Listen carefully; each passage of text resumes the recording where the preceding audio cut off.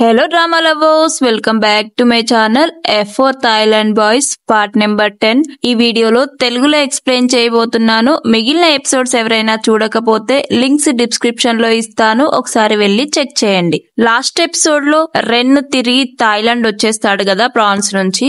ఇక ఇది చూసిన అందరూ చాలా షాక్ అవుతారు కదా. మనకు ఎపిసోడ్ స్టార్టింగ్ లో తాయున్ వాళ్ళ మదర్ ని చూపిస్తారు. తాయున్ వాళ్ళ మదర్ తాయున్ గురించి ఇన్ఫర్మేషన్ కలెక్ట్ చేయమని కొంతమంది మనుషుల్ని సీక్రెట్ గా పెడుతుంది. ఆ మనుషులు వచ్చి తాయున్ ఫొటోస్ ఇంకా గోయా ఫొటోస్ వాళ్ళ మమ్మీకి ఇస్తారు. ఇక వాళ్ళ మదర్ ఆ ఫొటోస్ అన్ని చెక్ చేస్తూ ఉంటుంది. ఇక అదే టైంలో పీతియా వస్తుంది.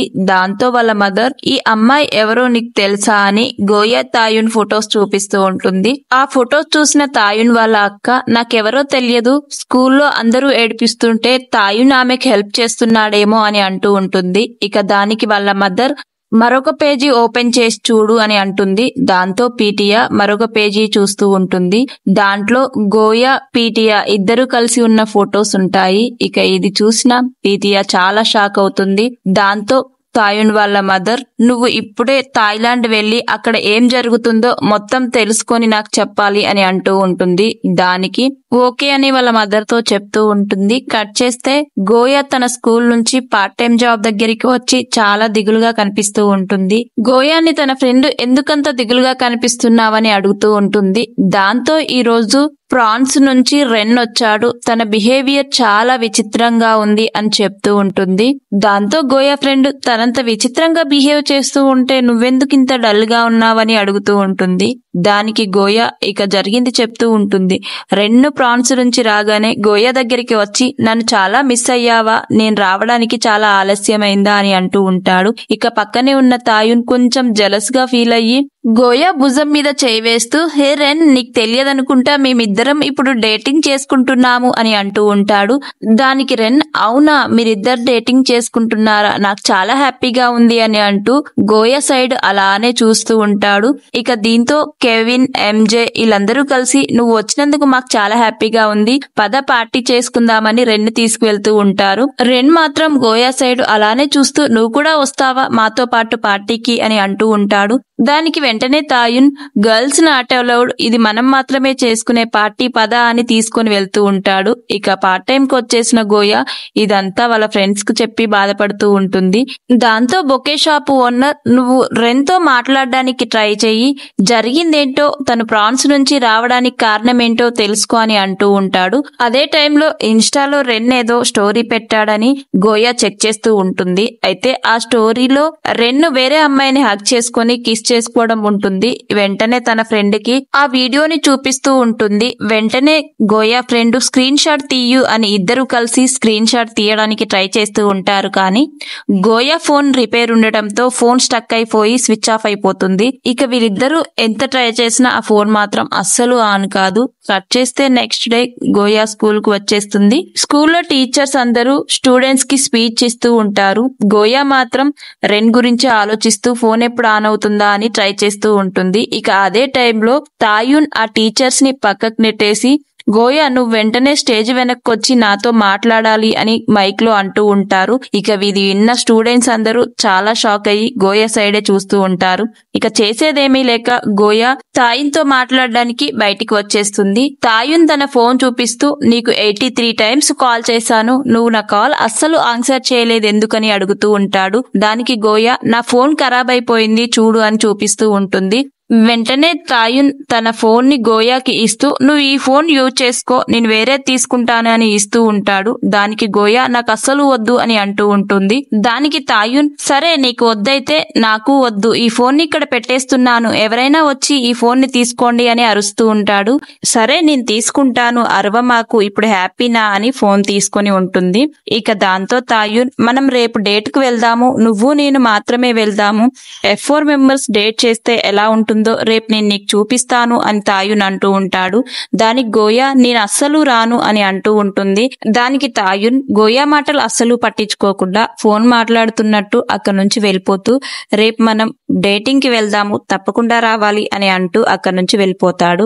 తర్వాత గోయా స్కూల్ టెర్రస్ పైకి రెడ్ కర్చీపు తన దగ్గరే ఉండిపోయింది కదా తనకి ఇస్తూ, అలాగే రెన్ను ప్రాన్స్ నుంచి రావడానికి కారణం ఏంటో తెలుసుకోవడానికి మాట్లాడొచ్చు అనేసి స్కూల్ టెర్రస్ పైకి వస్తుంది. రెన్ కూర్చునే ప్లేస్ లో చెక్ చేస్తుంది కానీ అక్కడ రెన్ కనిపించడు. వెనకాల నుంచి రెన్ వస్తూ ఇంకా నువ్వు ఇక్కడికి వస్తున్నావా, నా కోసమే వచ్చావా అని అంటూ ఉంటాడు. దీంతో గోయా నీ కర్చీప్ నా దగ్గరే ఉండిపోయింది, అది ఇద్దామని వచ్చాను. అంతేకాకుండా ఫ్రాన్స్ నుంచి అప్పుడే ఎందుకు తిరిగి వచ్చావు, నువ్వు పీమీరా బానే ఉన్నారా అని గోయా రెన్ అడుగుతూ ఉంటుంది. దాంతో రెన్ మేం బానే ఉన్నాము, నువ్వు తాయు నిజంగానే డేటింగ్ చేసుకుంటున్నారా అని అడుగుతూ ఉంటాడు. దానికి గోయా అదేం లేదు అని అంటూ ఉంటుంది. వెంటనే రెన్ అయినా మీరిద్దరూ డేటింగ్ చేసుకుంటే నాకేంటి, మన ఇద్దరం బెస్ట్ ఫ్రెండ్సే కదా అని అంటూ ఉంటాడు. దాంతో వెంటనే రెన్ బెస్ట్ ఫ్రెండ్సా లేదా బెస్ట్ ఫ్రెండ్స్ కన్నా ఎక్కువనా అని అంటూ ఉంటాడు. గోయా దానికి చాలా షాక్ అవుతుంది. అయితే మన ఇద్దరం డేటింగ్ చేసుకుందామా తాయున్కి తెలియకోకుండా అని గోయాతో అంటూ ఉంటాడు. గోయా మాత్రం రెన్నేనా ఇలా మాట్లాడుతున్నాడు అని షాకింగ్ గా అలానే చూస్తూ ఉంటుంది. వెంటనే రెన్ నేనేదో జోక్ చేశాను అని నవ్వుతూ ఉంటాడు. ఇక వెంటనే తన దగ్గరున్న కర్చీప్ ని గోయా రెన్ కి ఇచ్చేస్తూ నేను వెళ్తున్నాను అని అక్కడి నుంచి వచ్చేస్తూ ఉంటుంది. స్కూల్ నుంచి తన పార్ట్ టైం జాబ్ కి వెళ్లిన గోయా తన ఫ్రెండ్స్ తో చెప్తూ బాధపడుతూ ఉంటుంది. రెన్ ఏమో అలా బిహేవ్ చేస్తున్నాడు, తాయునేమో నన్ను డేటుకు రమ్మంటున్నాడు, చూడండి మెసేజ్ల మీద మెసేజ్లు చేస్తున్నాడు, నేనిప్పుడు ఏం చెయ్యాలి అని తాయున్ పంపించిన ఎమోజా స్టిక్కర్స్ ని ఫ్రెండ్స్ కు చూపిస్తూ ఉంటుంది. వెంటనే గోయా ఫ్రెండ్ నేను రేపు నా బాయ్ ఫ్రెండ్ టెస్ట్ లా జూకి వెళ్తున్నాము, మీరు నాతో రావచ్చు కదా అని అడుగుతూ ఉంటుంది. రావడానికి ప్రాబ్లం ఏమీ కాదు, దీనికి తాయున్ అస్సలు ఒప్పుకోడు అని అంటూ ఉంటుంది. ఒకసారి కాల్ చేసి ట్రై చెయ్యి, ఒప్పుకుంటాడో లేదో తెలుస్తుంది కదా అని గోయా ఫ్రెండ్ తాయున్ కి కాల్ చేయమని చెప్తుంది. గోయా తాయున్ కి కాల్ చేసి రేపు మనం మా ఫ్రెండ్స్ తో జూకి వెళ్దామని గోయా తాయున్ తో అంటూ ఉంటుంది. ఇక ఇది విన్న తాయున్ మీ ఫ్రెండ్స్ తోనా, నేను అస్సలు రాను అని అంటూ ఉంటాడు. ఇక అక్కడే రెన్, కెవిన్, ఎంజే అందరూ ఉంటారు. ఇది విని బాగా నవ్వుతూ ఉంటారు. గోయా మాత్రం తాయున్ తో సరే మరి రాకుంటే మానేసే అని కాల్ కట్ చేస్తుంది. గోయా తన ఫ్రెండ్ తో నేను చెప్పానా తాయున్ అస్సలు వినడు అని అంటూ ఉంటుంది. ఇక అదే టైంలో తాయున్ గోయాకి వీడియో కాల్ చేసి ఏంటి నువ్వు నాతో అంత రూడ్ గా మాట్లాడుతున్నావు, నీ ఫ్రెండ్స్ తో రావాలంటే నువ్వు నన్ను బ్రతిమాలాలి, నేనేం చెప్తే అది చెయ్యాలి, నేను చెప్పినట్టు నువ్వు చెప్పు అని అంటూ ఉంటాడు. ఏం చెప్పాలి అని గోయా అడుగుతూ ఉంటే తాయున్ చాలా మంచివాడు అని నేను చెప్పినట్టే చెప్పు అని అంటూ ఉంటాడు. అలా అయితేనే నేను మీ ఫ్రెండ్స్ తో వస్తాను అని అంటూ ఉంటాడు. దానికి వెంటనే గోయా తాయున్ చాలా మంచివాడు అని అంటూ ఉంటుంది. చాలా కూలెస్ట్ పర్సన్ అని అనగానే గోయా కూడా అలానే రిపీట్ చేస్తూ ఉంటుంది. ఇక పక్కనే ఉన్న ఎంజే, కెవిన్, రెన్ ఈ మాటలు విని చాలా అంటే చాలా నవ్వుకుంటాడు. ఇక లాస్ట్ లో తాయున్ మియామ్ మియామ్ అని అంటూ ఉంటాడు. ఇది విన్న గోయాకి చాలా అంటే చాలా కోపం వస్తుంది. ఎంజే, కెవిన్ వీళ్ళందరూ పక్కనే ఉండి చాలా అంటే చాలా నవ్వుతూ ఉంటారు. గోయా పక్కనున్న బొకే షాప్ ఓనర్ కూడా నవ్వాపుకోలేక చేతిని అడ్డు పెట్టుకుని నవ్వుతూ ఉంటాడు.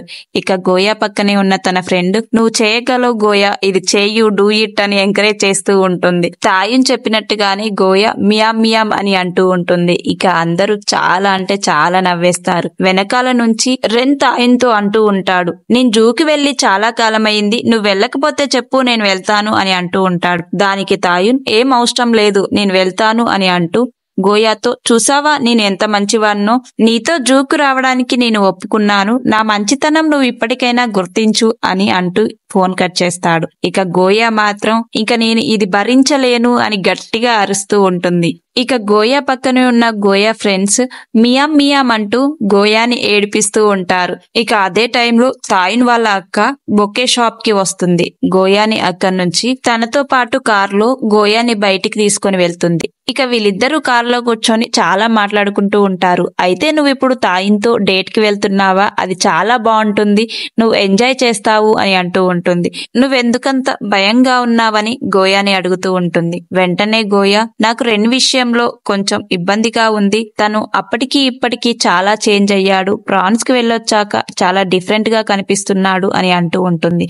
దానికి తాయున్ వాళ్ళ సిస్టర్ మనుషులు ఎప్పుడు ఒకే విధంగా ఉండరు, సిచ్యువేషన్ ని బట్టి మారుతూ ఉంటారు, తాయున్ ఒకప్పుడు ఎంత రూడ్ గా ఉండేవాడో చూసావు కదా, ఇప్పుడు చాలా చేంజ్ అయ్యాడు, దాని గురించి నువ్వేమీ బాధపడమాకు, అంతా సర్దుకుంటుంది, తాయున్ గురించి ఏదైనా ప్రాబ్లం వస్తే నాకు కాల్ చెయ్యు అని గోయాని ఇంటికి దగ్గరలో ఉన్న స్టాప్ దగ్గర దించి వెళ్తుంది. అదే బస్ స్టాప్ కి ఆపోజిట్ లో పీమీరా వాల్ పేపర్ ని చూస్తూ రెన్ కనిపిస్తాడు. రెన్ కనిపించడంతో గోయా రెన్ దగ్గరికి వెళ్లి మాట్లాడుతూ ఉంటుంది.